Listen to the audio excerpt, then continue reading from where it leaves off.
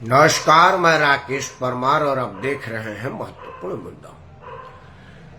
मित्रों, आज का महत्वपूर्ण मुद्दा मिला जुला असर वाला रहा। आज दिन भर बड़ी मिली जुली प्रतिक्रियाएं हुई। सबसे पहले सुबह सुबह समाचार चैनलों में प्रकाशित हुआ कि अब वोट चोरी का आरोप लेकर के श्रीमान राहुल गांधी यूपीए के सारे घटकों के साथ बिहार की दौरा शुरू कर रहे हैं। घोषणा पहले से हो गई थी, ये एज यूजुअल था, पहले से था। बिहार में उनको कुछ करना था, यहाँ आश्चर्य में नहीं डाला। नेता विपक्ष है, उनको कुछ न कुछ करते रहना चाहिए।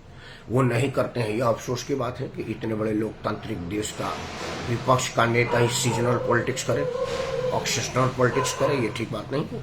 मैं इसका तारीफ कर रहा हूँ कि वो किसी भी मुद्दे पर आवे। सही है गलत है, यह जनता डिसाइड करती है। लोकतंत्र में मैं किसी भी मुद्दे को गलत नहीं मानता। मेरा मानना है कि मुद्दा सही है कि गलत है, यह लोकतांत्रिक देश है और इसमें लोगों को डिसाइड करने दीजिए। आप मुद्दा लेकर के जनता के सामने जाइए। राहुल गांधी का स्वागत है। अब बिहार में चूंकि मामला ही वोट चोरी का था, तो चुनाव आयोग को कटघरे में किया गया। तरह तरह की बयानबाजी हुई। चुनाव आयोग निशाना था, असल तो कहानी भाजपा के ऊपर लादी गई थी। भाजपा भाजपा भाजपा। लेकिन चुनाव आयोग पहली बार आज आया। मुख्य चुनाव आयुक्त के नेतृत्व में पत्रकार वार्ता हुआ। यह भी एज यूजुअल था। लोग कह रहे थे कि भाई हम भाजपा वाले हम प्रश्न पूछ रहे हैं चुनाव आयोग से और भाजपा जवाब दे रहे हैं। चुनाव आयोग ने बड़ी अच्छा काम किया। लेकिन चुनाव आयोग की पत्रकार वार्ता में सफाई उफाई तो थी।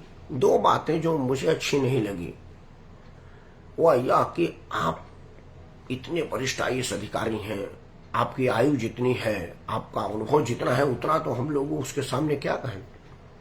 लेकिन आप उस आदमी को जो 2004 से संसद में सदस्य है, देश के सबसे बड़े पुरानी पार्टी का राष्ट्रीय अध्यक्ष रह चुके हैं, उस आदमी को ये अमिताभ बच्चन के डायलॉग की तरह कि कल 2 बजे मिलते हैं, जैसा डायलॉग जो बोला कि 7 दिन के अंदर माफी मांगिए या एफिडेविट दीजिए, या मुझे कुछ हल्केपन का शिकार लगे मुख्य चुनाव आयुक्त।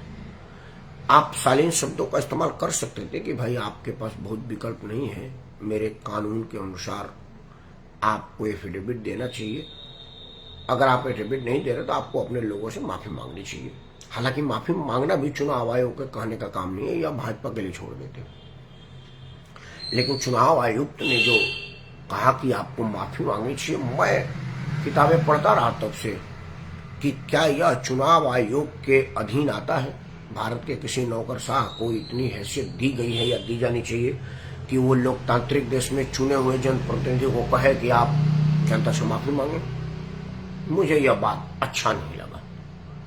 पर मैं राहुल गांधी के वोट चोरी के आरोप को सही मानूं गलत मानूं, वो मेरा विवेक है।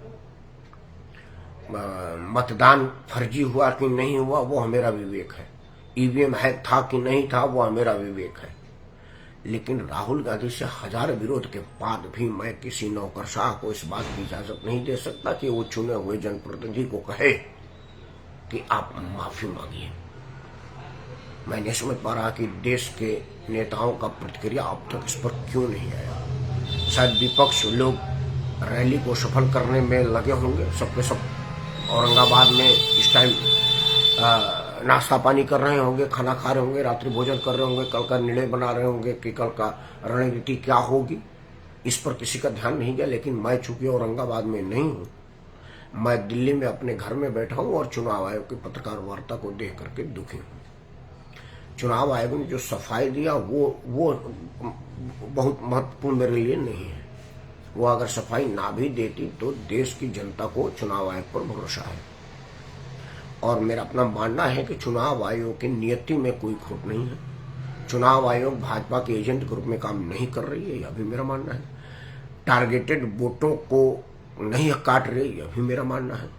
चुनाव आयोग जब भी रिवीजन करती है तो कोई नाम आता है, कोई नाम जाता है। कई बार कोई गलत नाम आ जाता है, कई बार कोई गलत नाम कट जाता है।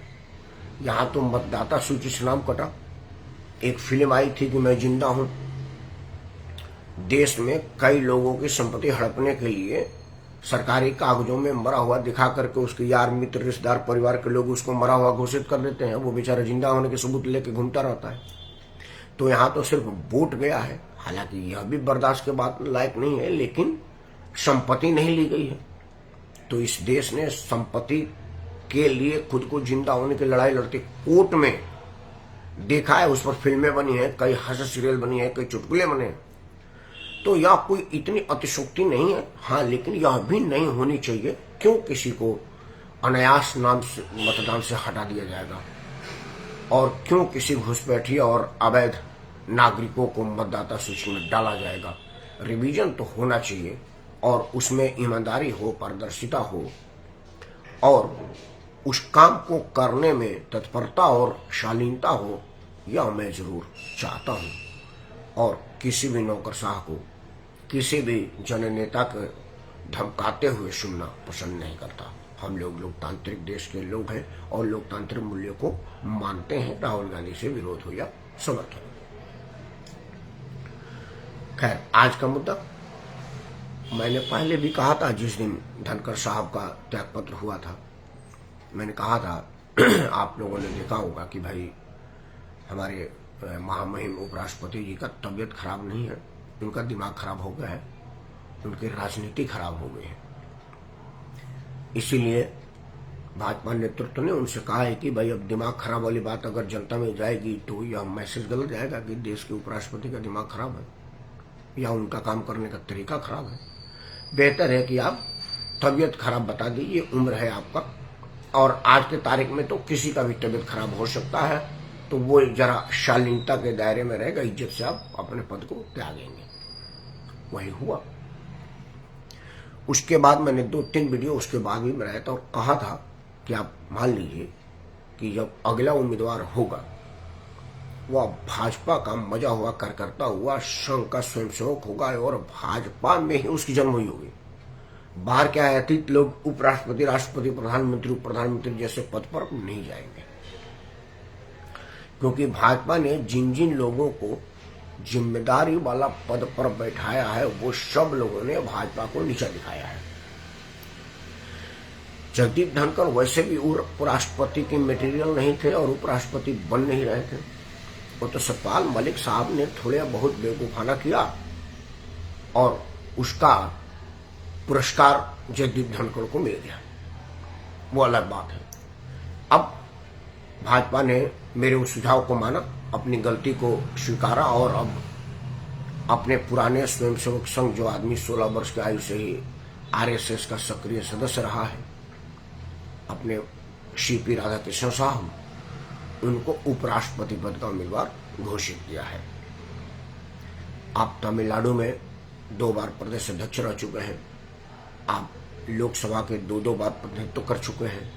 अटल अडवाणी के जमाने के हैं, मतलब पक्का भाजपाई है, परिस्थिति से भाजपाई नहीं बने हैं। जिस वक्त संघ से जनसंघ में आए हुए आप आदमी हैं, मतलब आपके जीन में राष्ट्रवाद है, संघ है, भाजपा है, मतलब आपका चरित्र जांचा, परखा और खड़ा है। आप चरित्रवान आदमी हैं, महान आदमी हैं। यह सब चरणों से आप गुजर चुके हैं, वो सारी चीजें आपकी जांची जा चुकी है। प्रशासनिक क्षमता में भी आप झारखंड के राज्यपाल थे, तो बड़ी भ्रमण करते थे और कई समस्याओं को सीधा देखा करते थे और सीधा निवारण किए। अभी आप पिछले सालों से महाराष्ट्र के राज्यपाल पद को सुशोभित किए हुए हैं और महाराष्ट्र के राज्यपाल के रूप में अभी आप सेवा निर्वहन कर रहे हैं। आपके उपराष्ट्रपति की उम्मीदवारी में विजय की अब करीब करीब गुंजाइश है, क्योंकि यह सिर्फ लोकसभा और राज्यसभा के लोग मतदान देते हैं, तो एक गिनती का वोट है और पता है कि वोट किसको किधर जानी है और कितनी जानी है, इसमें कोई संदेह नहीं है।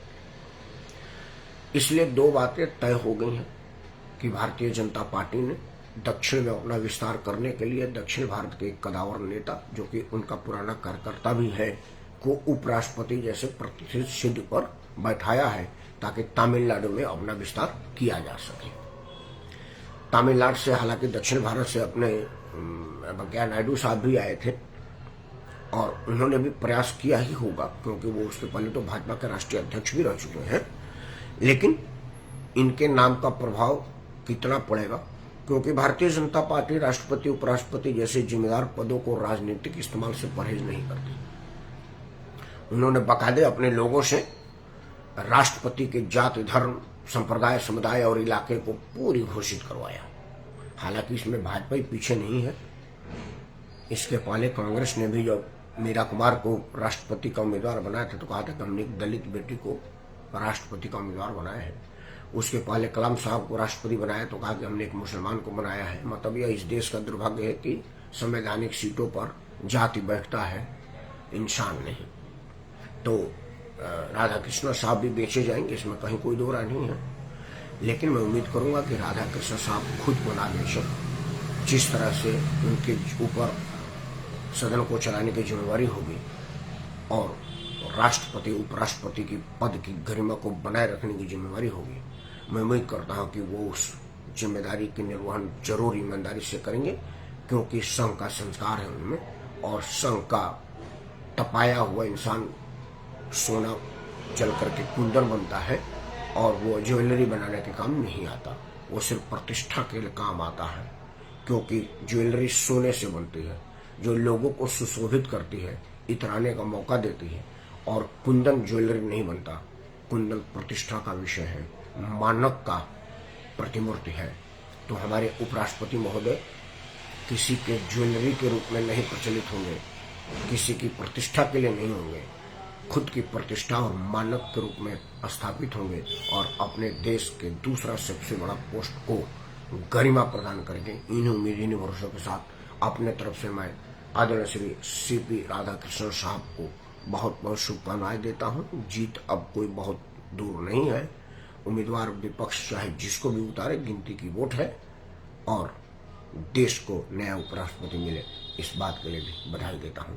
नमस्कार, जय हिंद और भारत माता की जय।